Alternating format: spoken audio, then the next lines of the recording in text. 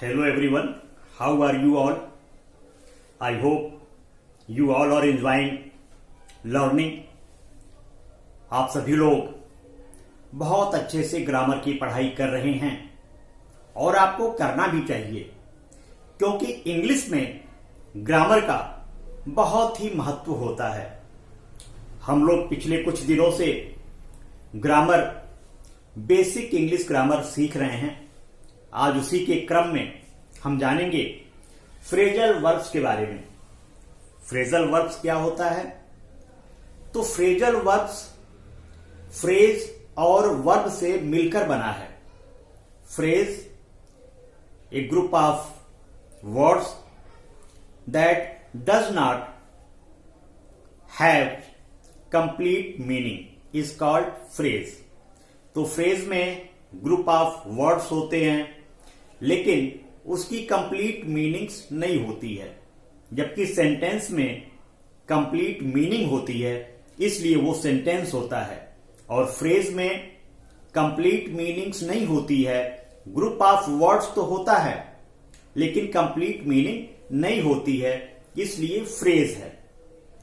जैसे resting boy, come up with, तो group of words तो हैं लेकिन कोई कंप्लीट सेंस नहीं दे रहे हैं, इसलिए ये फ्रेज हैं। और यदि सेंटेंस होता Ram is a good boy, तो ये एक सेंटेंस हो जाता।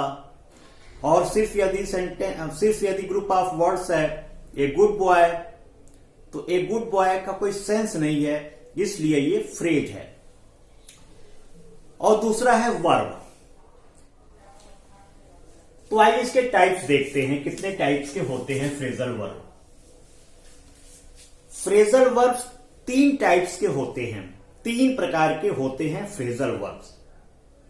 पहला होता है वर्ब फॉलोड बाय एडवर्ब, यानी वर्ब है और उसके बाद एडवर्ब लगा रहता है।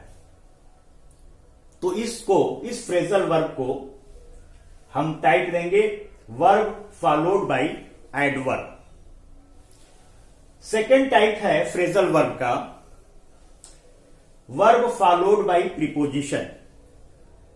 वर्ब फॉलोड बाय प्रीपोजिशन, यानी वर्ब के आगे प्रीपोजिशन लगा रहता है। तो प्रीपोजिशन के साथ, एडवर्ब के साथ, जिसमें भी लगा रहेगा वो फ्रेजल वर्ब होगा।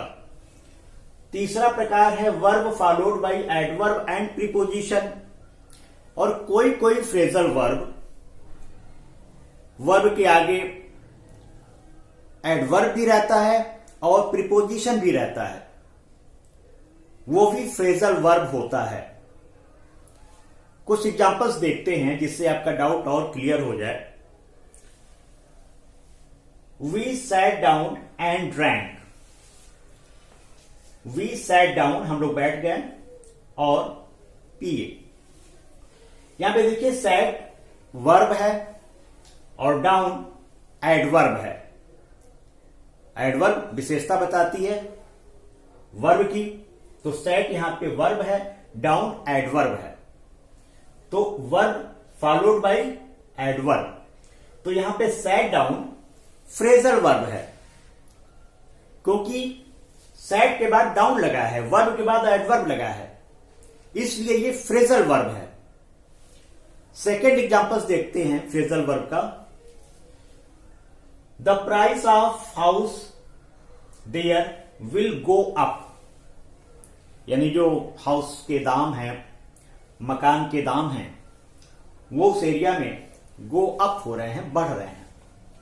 तो यहां पे देखिए गो वर्ब है, अप एडवर्ब है, तो गो अप फ्रेजल वर्ब है। तीसरा एग्जांपल है when does the aeroplane take off. Aeroplane कब टेक ऑफ करता है? यहां पे देखिए फ्रेजल वर्ब है टेक ऑफ। टेक ऑफ यानी उड़ना। तो टेक वर्ब है, ऑफ एडवर्ब है, वर्ब फॉलोड बाय एडवर्ब, तो टेक ऑफ यहां पे फ्रेजल वर्ब है। अब हम प्रीपोजिशन का एग्जांपल लेते हैं। Verb followed bye preposition. The teacher asked for more money. The teacher asked for more money. यहां पे देखिए आस्क्ड फॉर लिखा है। आस्क्ड वर्ब है, फॉर प्रीपोजिशन है। आस्क्ड वर्ब है, मांगा या डिमांड किया, और फॉर प्रीपोजिशन है, तो ये भी आस्क्ड फॉर फ्रेजल वर्ब है। The man fail into the water. आदमी गिर गया पानी में, तो फेल इनटू, फेल वर्ब है, इनटू प्रीपोजिशन है, तो फेल इनटू क्या हुआ? फ्रेजल वर्ब हुआ, क्योंकि ये वर्ब का काम कर रहा है। फ्रेजल वर्ब भी वर्ब का काम ही करते हैं, बस फर्क इतना है कि वर्ब के साथ एडवर्ब लगा रहता है या प्रीपोजिशन लगा रहता है, या एडवर्ब और प्रीपोजिशन दोनों लगा रहता है, लेकिन काम वर्ब का ही करता है। He brought up his children alone. He brought up his children alone. यहां पे देखिए brought up, पालन किया, लालन पालन किया अपने चिल्ड्रन का, अपने बच्चों का अकेले। तो brought वर्ब है, bring का सेकेंड फॉर्म है, वर्ब है, up प्रीपोजिशन है, तो brought up फ्रेजल वर्ब है। होता क्या है कि वर्ब के साथ जब प्रीपोजिशन या एडवर्ब लग जाते हैं, तो उस वर्ब का जो मतलब होता है, मीनिंग होता है, वो चेंज हो जाता है। वर्ब के साथ जब प्रीपोजिशन या एडवर्ब हम लगा देते हैं, तो वो फ्रेजल वर्ब बन जाता है और उसकी मीनिंग चेंज हो जाती है। इसीलिए इसे फ्रेजल वर्ब कहते हैं,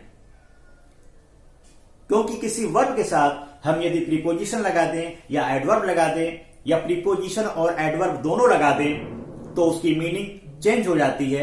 इसीलिए ऐसे वर्ब को फ्रेजल वर्ब कहते हैं। अगला एग्जांपल देखिए। They will have to come up with another source. अब यहां पे देखिए कम अप विथ, ये फ्रेजल वर्ब है। कम अप विथ, कम यहां पे वर्ब है, अप यहां पे एडवर्ब है, विथ यहां पे प्रीपोजिशन है, तो come up with phrasal verb है, जिसमें वर्ब है, एडवर्ब है और प्रीपोजिशन है। He must face up to the possible results.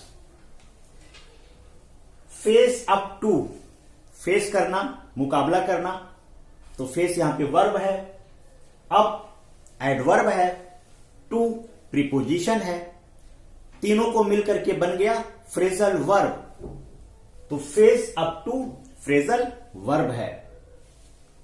क्योंकि फेस की मीनिंग होती है मुकाबला करना, अप ऊपर, टू प्रीपोजिशन है, तो तीनों की मीनिंग अगर हम जोड़ेंगे तो एक अलग मीनिंग निकलती है फेस अप टू की। We must face up to possible result, तो यहां पे face up to phrasal verb है। It all comes down to money in the end. Comes down to, comes verb, down adverb, to preposition, comes down to phrasal verb है, meaning इसकी change हो गई। इस तरह से आपने देखा कि फ्रेजल वर्ब तीन तरह के होते हैं। Verb followed by adverb, verb के बाद एडवर्ब लगा रहता है। सेकेंड टाइप है verb followed bye preposition, verb के बाद प्रीपोजिशन लगा रहता है। और थर्ड टाइप है verb followed by adverb and preposition, verb के बाद एडवर्ब और प्रीपोजिशन लगे रहते हैं। ऐसे वर्ब्स को हम फ्रेजल वर्ब कहते हैं। इसके और भी बहुत सारे एग्जाम्पल्स हैं। कई सारे वर्ब हैं, जैसे गेट है, गेट अप, गेट इन, सबकी मीनिंग्स अलग अलग होती है।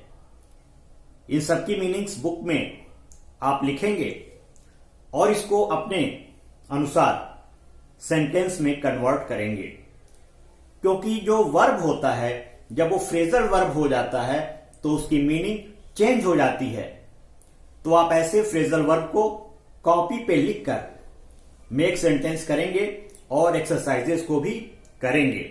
यदि कोई कंफ्यूजन आती है तो आप कमेंट बॉक्स में कमेंट करेंगे, उस कंफ्यूजन को पूरा दूर किया जाएगा।